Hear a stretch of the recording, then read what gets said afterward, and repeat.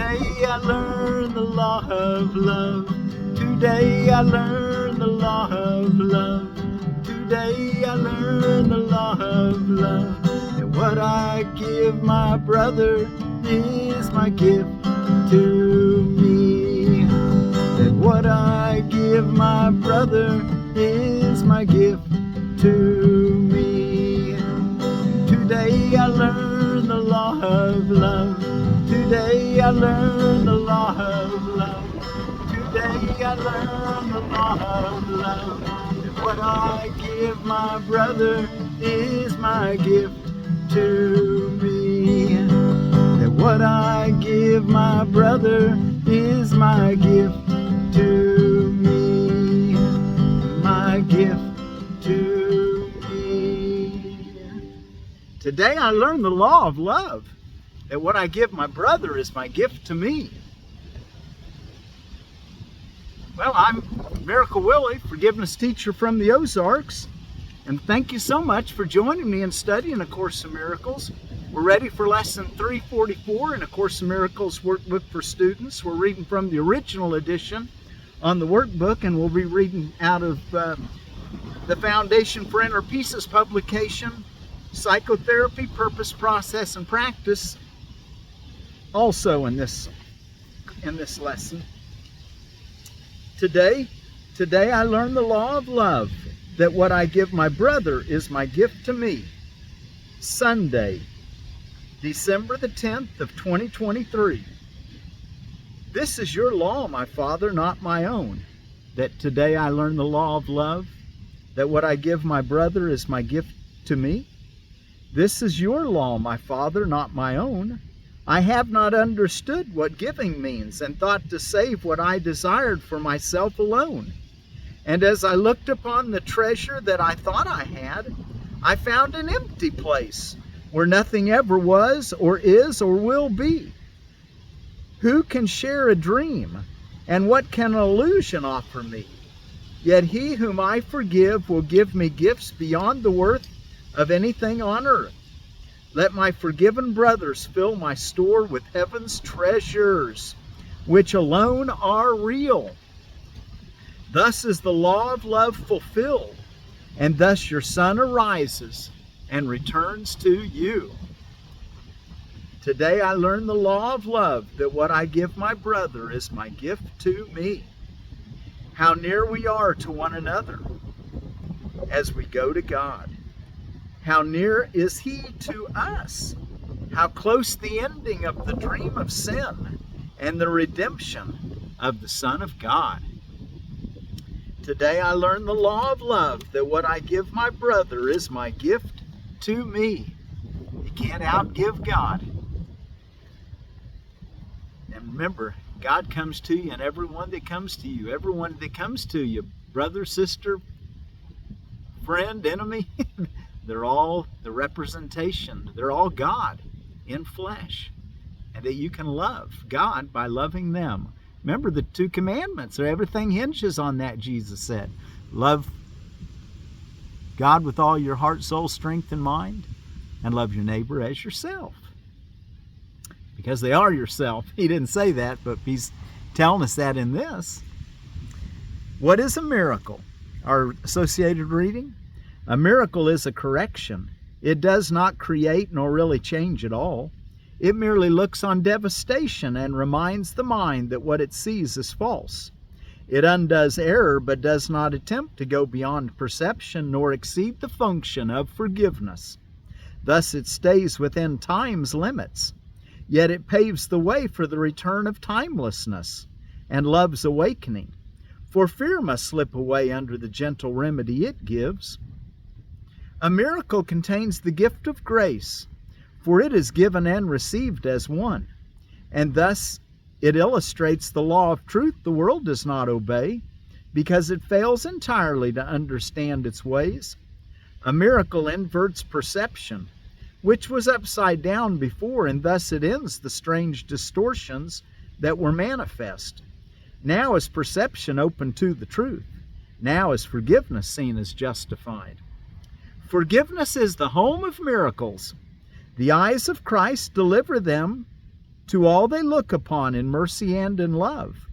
Perception stands corrected in his sight, and what was meant to curse has come to bless.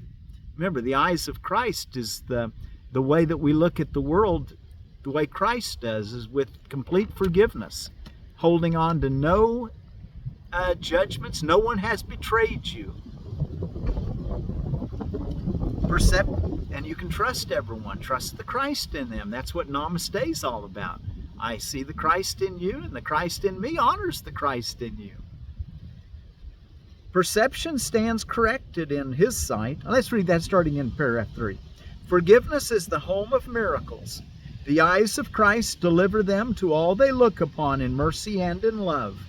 Perception stands corrected in his sight, and what was meant to curse has come to bless.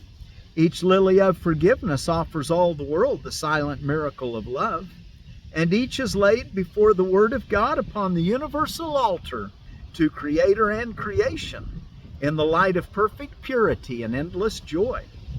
The miracle is taken first on faith, because to ask for it implies the mind has been made ready to conceive of what it cannot see and does not understand. Yet faith will bring its witnesses to show that what it rested on is really there, and thus the miracle will justify your faith in it and show it rested on a world more real than what you saw before, a world redeemed from what you thought you saw.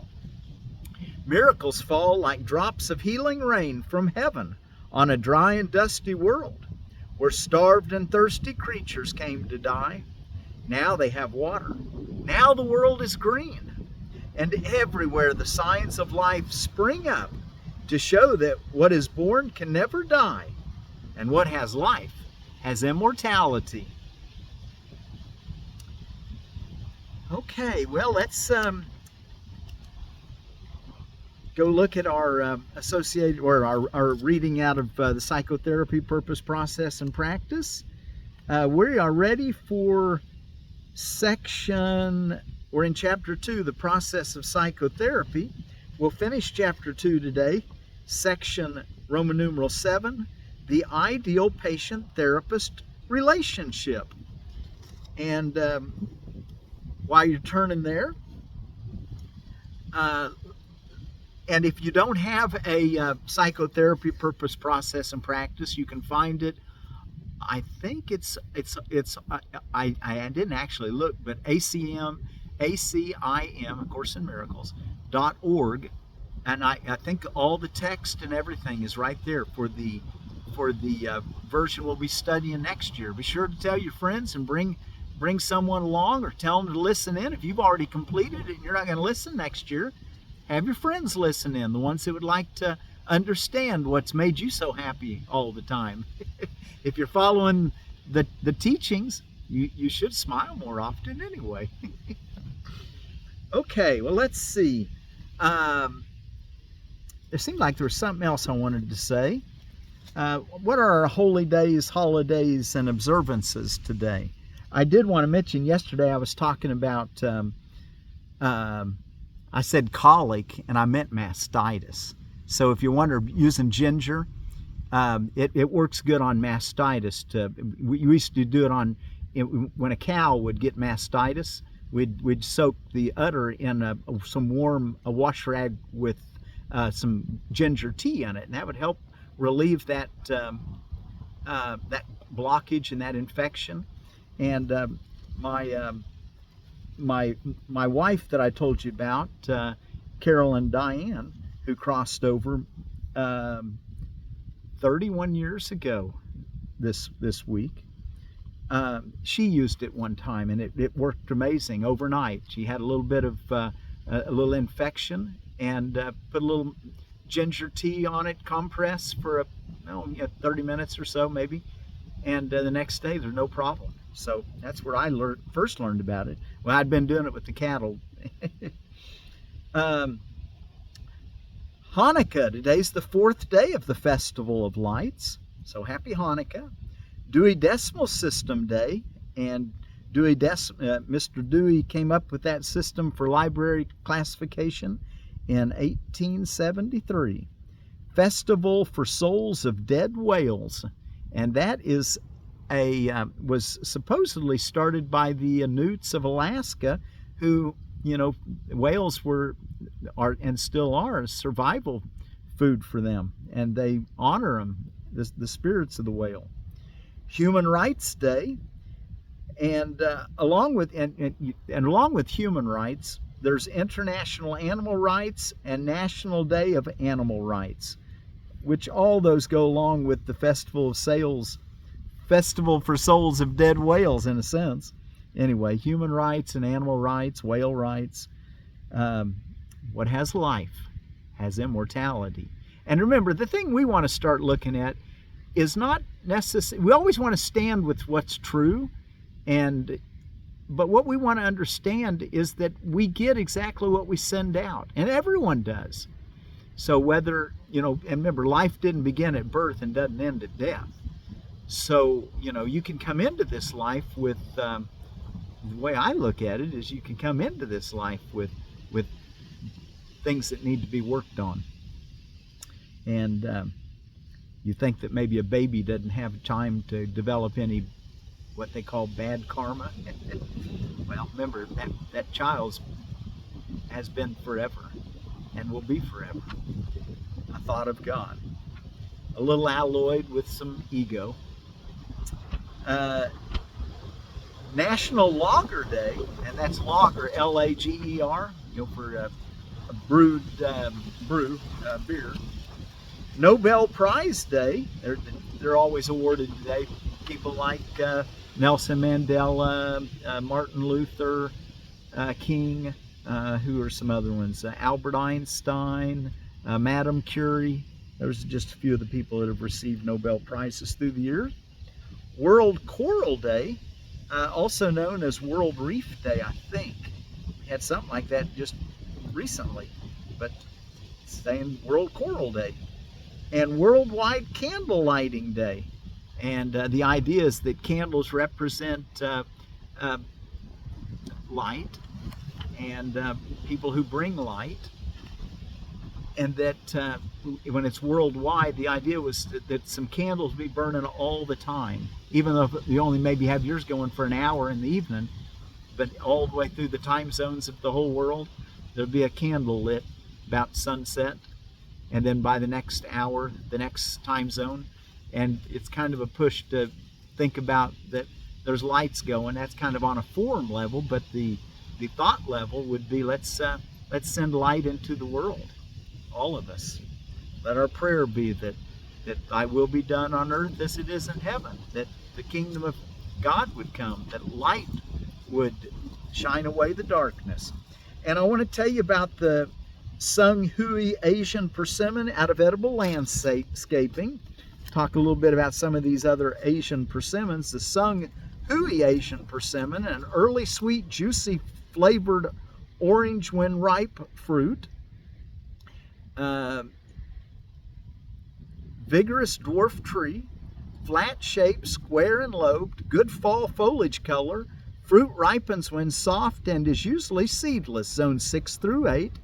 The Sung Hui Asian Persimmon, which is a Diospirus khaki, and in the background, flopping in the wind or blowing in the wind, is that pine tree I planted as a little seedling several years ago. Deer eat most of them out, but that one made it. I think out of I think I planted about 50 of them. 2 made it, and that's one of them. Deer pretty hard on them. Once they get that big, they're fine. Shortleaf pine, Pinus echinata, also known as the shortleaf or the yellow southern pine. And you can always get a lot of vitamin C, antioxidants, and vitamin A in the pine leaves. Take boiled water, pour it over fill your cup about half full of pine needles, and then fill it up with hot water.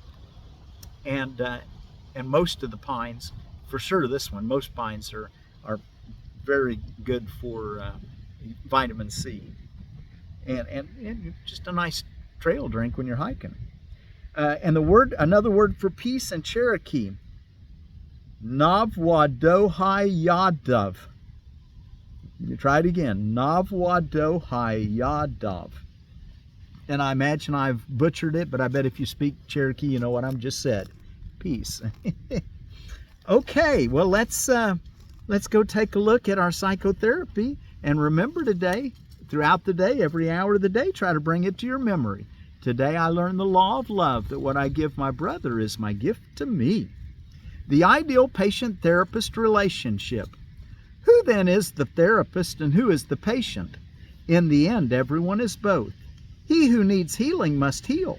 Physician, heal thyself. Who else is there to heal? And who else is in need of healing? Each patient who comes to a therapist offers him a chance to heal himself. He is therefore his therapist. And every therapist must learn to heal from each patient who comes to him. He thus becomes his patient. God does not know of separation. What he knows is only that he has one son. His knowledge is reflected in the ideal patient-therapist relationship. God comes to him who calls, and in him he recognizes himself. Paragraph 2, think carefully, teacher and therapist, for whom you pray, and who is in need of healing. For therapy is prayer, and healing is its aim and its result. What is prayer except the joining of minds in a relationship which Christ can enter? This is his home, into which psychotherapy invites him. What is symptom cure? When another is always there to choose. Why cure a symptom when there's always another symptom to come up? But once Christ enters in, what choice is there except to have him stay? There is no need for more than this, for it is everything. Healing is here, and happiness and peace. These are the symptoms of the ideal patient-therapist relationship, replacing those with which the patient came to ask for help. 3. The process that takes place in this relationship is actually one in which the therapist in his heart tells the patient that all his sins have been forgiven him, along with his own. What could be the difference between healing and forgiveness? Only Christ forgives, knowing his sinlessness. His vision heals perception, and sickness disappears. Nor will it return again once its cause has been removed. We don't want to work with symptom, we want to work with cause. Nor will it return again once its cause has been removed. This, however, needs the help of a very advanced therapist, capable of joining with the patient in a holy relationship in which all sense of separation finally is overcome. For this, one thing and one thing only is required. The therapist in no way confuses himself with God. All unhealed healers make this fundamental confusion in one form or another because they must regard themselves as self-created rather than God-created. This confusion is rarely, if ever, in awareness, or the unhealed healer would instantly become a teacher of God, devoting his life to the function of true healing. Before he reached this point, he thought he was in charge of the therapeutic process and was therefore responsible for its outcome. His patient's error thus became his own failures, and guilt became the cover, dark and strong, for what should be the holiness of Christ. Guilt is inevitable in those who use their judgment in making their decisions. Guilt is impossible in those through whom the Holy Spirit speaks. 5. The passing of guilt is the true aim of therapy and the obvious aim of forgiveness. In this, their oneness can be clearly seen. Yet who could experience the end of guilt who feels responsible for his brother in the role of guide for him? Such a function presupposes a knowledge that no one here can have, a certainty of past, present, and future, and of all the effects that may occur in them. Only from this omniscient point of view would such a role be one alone. Only from this omniscient point of view would such a role be possible. Yet no perception is omniscient, nor is the tiny self of one alone against the universe able to assume he has such wisdom except in madness. that many therapists are mad is obvious. No unhealed healer can be wholly sane. 6. Yet it is as insane not to accept a function God has given you as to invent one He has not. The advanced therapist in no way can ever doubt the power that is in him, nor does he doubt its source. He understands all power in earth and heaven belongs to him because of who he is. And he is this because of his Creator, whose love is in him and who cannot fail. Think what this means. He has the gifts of God himself to give away. His patients are God's saints who call upon his sanctity to make it theirs. And as he gives it to them, they behold Christ's shining face as it looks back at them. And as he gives it to them, they behold Christ's shining face as it looks back at them. 7. The insane, thinking they are God, are not afraid to offer weakness to God's Son. But what they see in him, because of this they fear indeed. The unhealed healer cannot but be fearful of his patients and suspect them of the treachery he sees in them.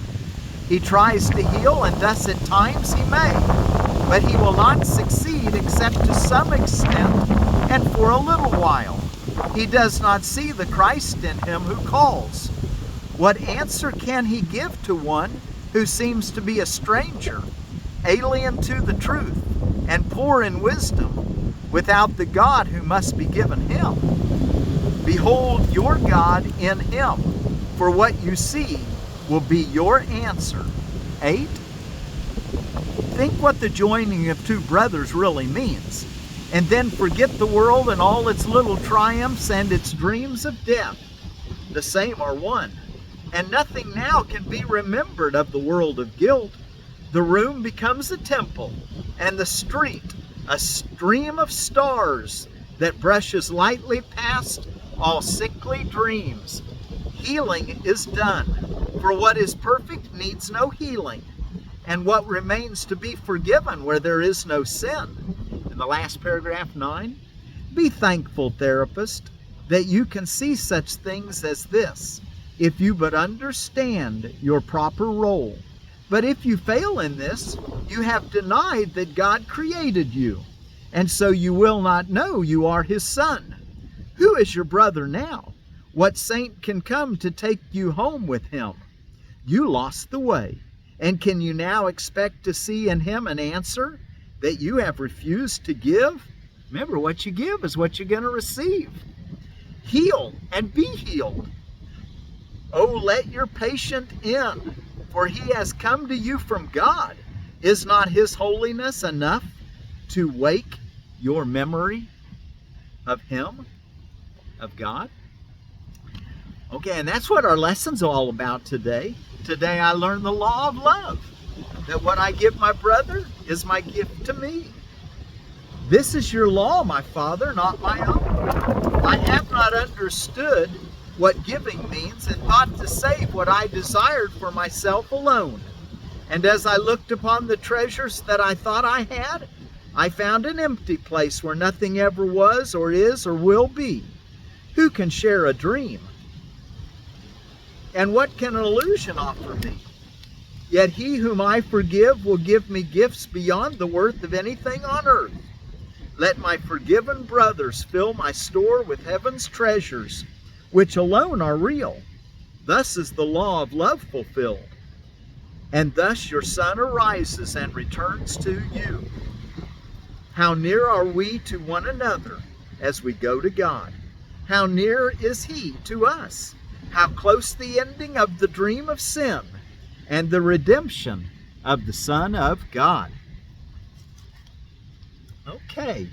And, I've mentioned this before, but let me mention it again. If you've been from the beginning, thank you, and good for you. Send me an email. Let me know that you've been through the course, and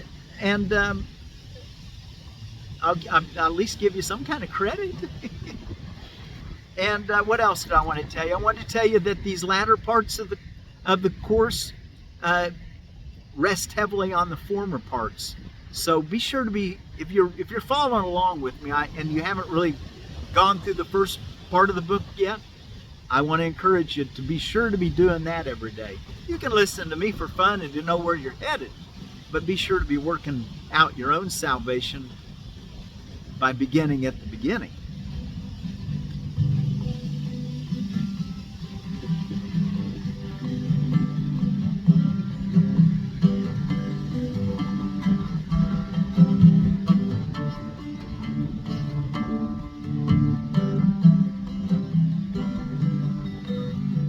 Today I learned the law of love.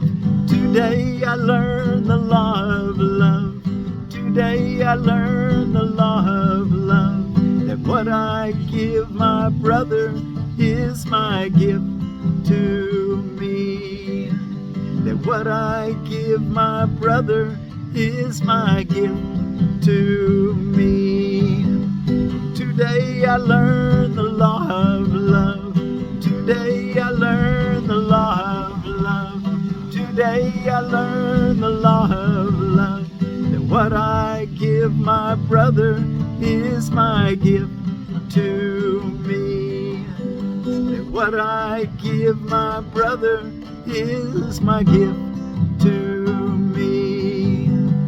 Today I learned the law of love. Today I learned the law of love. Today I learned the law of love.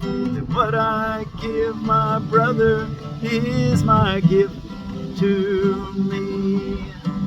That what I give my brother is my gift to me. My gift to me.